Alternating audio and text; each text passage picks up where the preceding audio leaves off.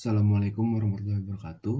Perkenalkan, nama saya Muhammad Askar Kananta, absen 18 kelas 11 MIPA 4, kelas 12 MIPA 4. Dalam video kali ini saya akan menyampaikan materi sejarah Indonesia mengenai masa Orde Baru.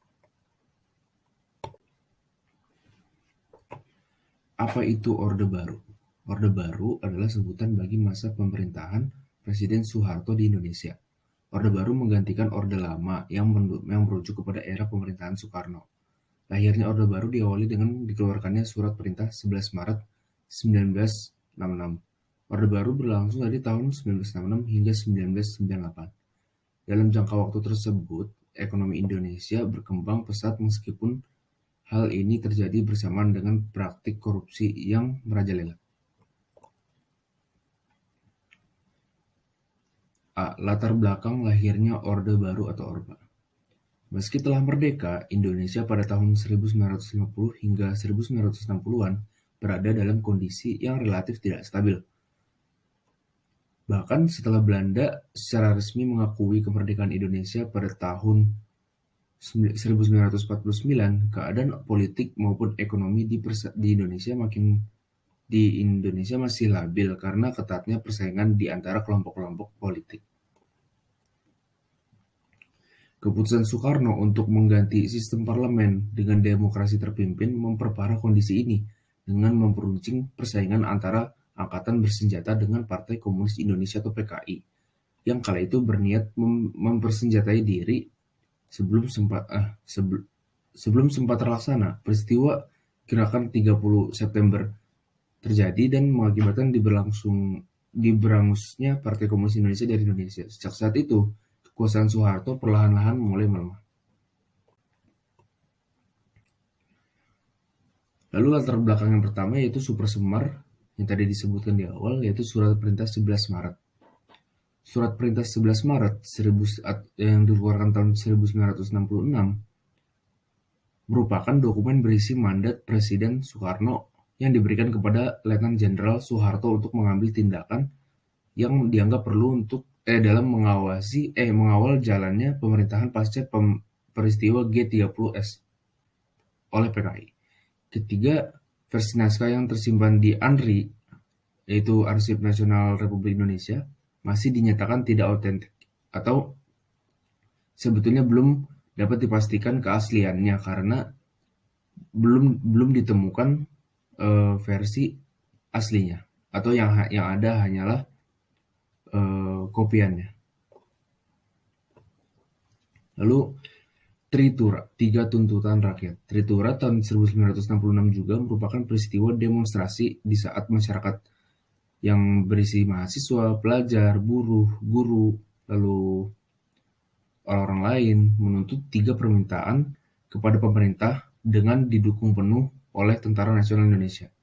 3 tuntutan tersebut yaitu, yang pertama, bubarkan PKI beserta ormas-ormasnya.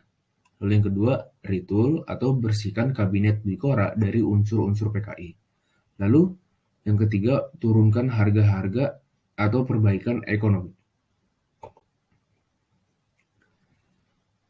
Lalu yang B, masa kabinet Soeharto atau prestasi dalam Orde Baru. Beberapa prestasi dalam Orde Baru, yang pertama yaitu mengakhiri konfrontasi dengan Malaysia, lalu kembali menjadi anggota PBB, lalu adanya Kabinet Ampera tahun 1966 hingga 68, dan Kabinet Pembangunan 68 hingga 98. Lalu pendirian ASEAN, lalu integrasi dengan Timur Timur, lalu program trilogi pembangunan, adanya program trilogi pembangunan, Repelita 1 hingga 4, lalu ada Saptakrida dan Pancakrida. Lalu yang ketujuh, Indonesia terpilih menjadi warga negara yang mampu mencapai swasembada pangan.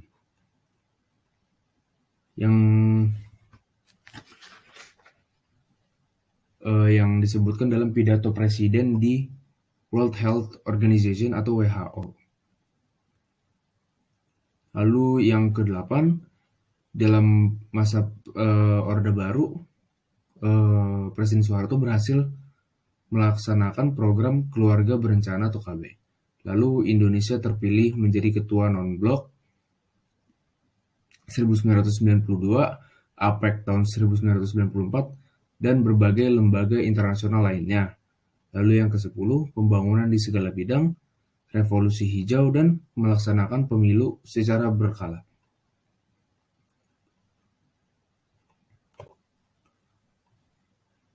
Lalu C, penyimpangan masa Orde Baru. Beberapa dalam diberlangsungkannya masa Orde Baru yang berlangsung lama selama 30 tahun, terdapat penyimpangan-penyimpangan yang tidak sesuai dengan Undang-Undang 1945 yang terjadi dalam masa pemerintahan Presiden Soeharto atau dalam masa Orde Baru. Yang pertama adalah pembatasan hak berpolitik yang hanya dibatasi untuk 3 partai atau organisasi politik, yaitu PDI, Golkar, dan PPP. Yang kedua, tidak adanya kebebasan pers atau kebebasan berpendapat dan lain-lain. Lalu penerapan daerah operasi militer di berbagai daerah yang sedang bergejolak. Lalu yang keempat, pembatasan hak-hak berorganisasi, berserikat, berkumpul, serta mengeluarkan pendapat yang cenderung hanya untuk mempertahankan kekuasaan. Lalu terdapatnya bermaraknya merajalelanya korupsi, kolusi, dan nepotisme atau KKN oleh pejabat-pejabat dan oknum, dan banyak terjadi di seluruh Indonesia pada saat itu. Lalu terdapat berbagai pelanggaran HAM. Contohnya saat pemberantasan Partai Komunis Indonesia, orang-orang dibunuh secara suka-suka oleh orang-orang yang diutus oleh Soeharto. Dibunuh hanya dituduh orang yang dituduh PKI akan langsung dibunuh tanpa syarat apapun, sehingga orang-orang yang tidak bersalah, yang hanya seperti orang PKI namun dia bukan PKI, itu bisa dibunuh. Dan itu merupakan pelanggaran HAM terberat, merupakan salah satu pelanggaran HAM terberat di Indonesia. Lalu hukum yang cenderung diselewengkan demi kepentingan pemerintah. Jadi banyak kepentingan pemerintah yang malah melanggar hukum yang ada. Lalu yang terakhir adalah pelaksanaan suksesi kepemimpinan yang cenderung dikuasai oleh golongan atau kelompok tertentu, atau seperti oligarki yang pemerintahan suatu negara atau suatu wilayah itu dikuasai oleh suatu kelompok tertentu yang memiliki tujuan tertentu pastinya. Mungkin untuk video kali ini cukup sekian dari saya. Saya harap video ini bisa memberikan manfaat kepada para penonton di rumah.